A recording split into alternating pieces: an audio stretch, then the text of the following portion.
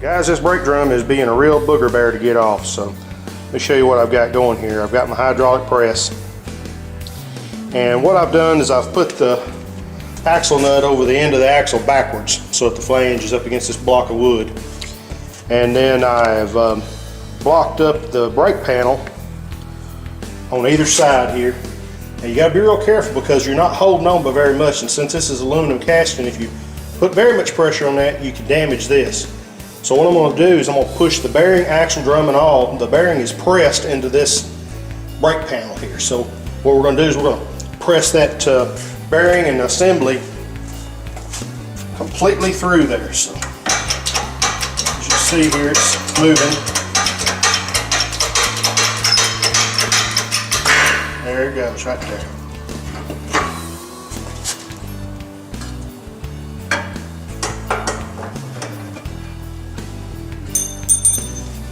There's a brake panel. We've took it off, it's undamaged, so that'll be good. Now we just got to concentrate on getting that drum off and getting that bearing off of there.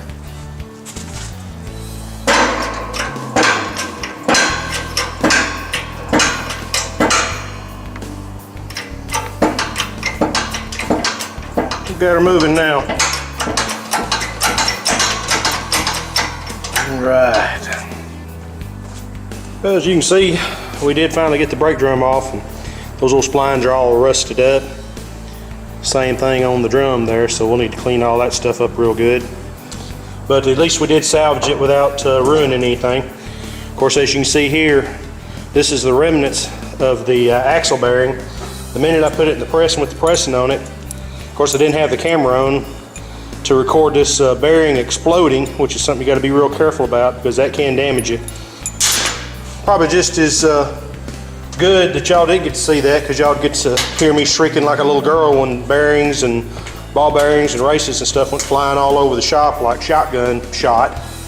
But that happens. So now we have the fun task of removing this bearing race.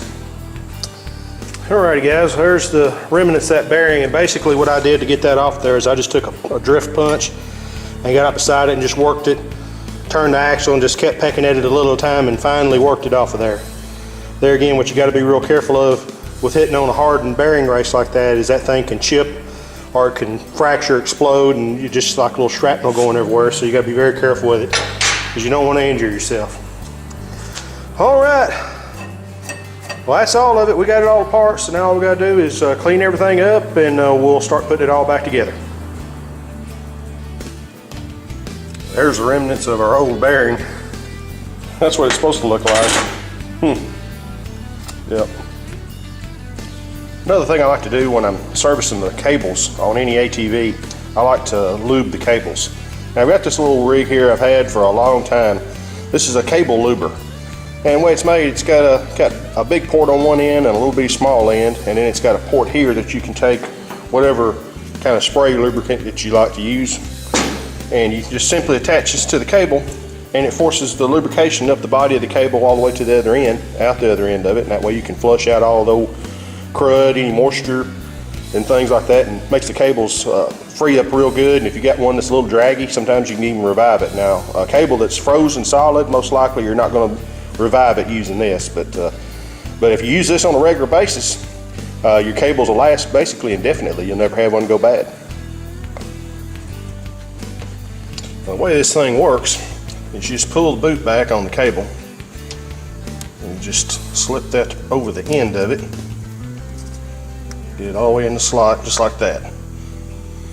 Then you just tighten the little thumb screw down on it, and that seals the side of the body off. Snug it down just like that, and you got your little port right here.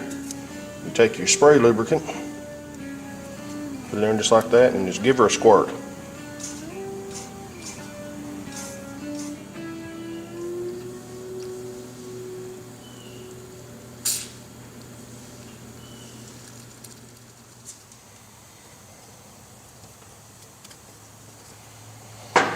Alright, look at there, works just like new. No drag at all. That's what we want. Now, if you guys are interested, I'll post a little link down below on this little tool. I've had several of these over the years. You know, they'll last you practically forever. But you can get these like at your local motorcycle dealership. Yamaha used to sell them, Honda used to sell them. Also, I think Motion Pro also has those available. And I'll get online and find a couple of links to some of them, and I'll drop you some down here in the comment section down here. But that's a neat little tool to have in your box right there. Saved many a cable with that. All right. Getting ready to install the bearing in the brake panel here. You can use a hammer and just very carefully drive that into the brake panel if you want to. But since I do have a press here in the shop, I'm going to go ahead and use that. So we're just going to kind of start that down in there. And I'm just going to put me a little socket on top of it. And we'll just press it down in there.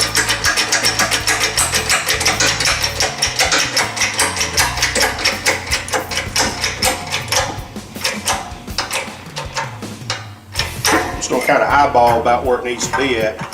There's no stop on this brake panel to tell you how far down in there you need to press this bearing.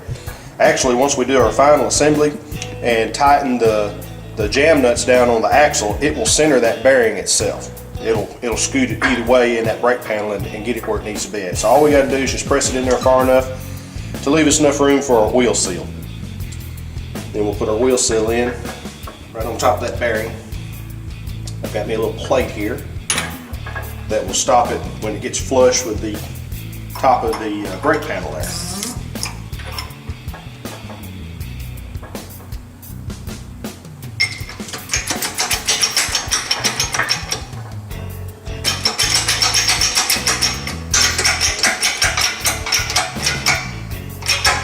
Just like that.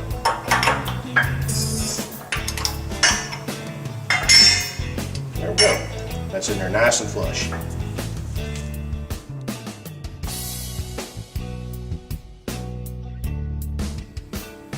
Get ready to install the axle. So what I'm going to do is I'm going to put a coating of anti-seize compound on the splines here where it runs in the ring gear. That way, next time we get ready to take this axle out of here, it'll come out a little easier. Also going to put some in the splines on the ring gear itself. And we're ready to install the axle. Now, as far as this axle is concerned, left, right side, it doesn't matter. They're identically the same, so you don't really have to pay attention when you take it out as to which side goes to which end. It doesn't matter. You can put in either end you want to.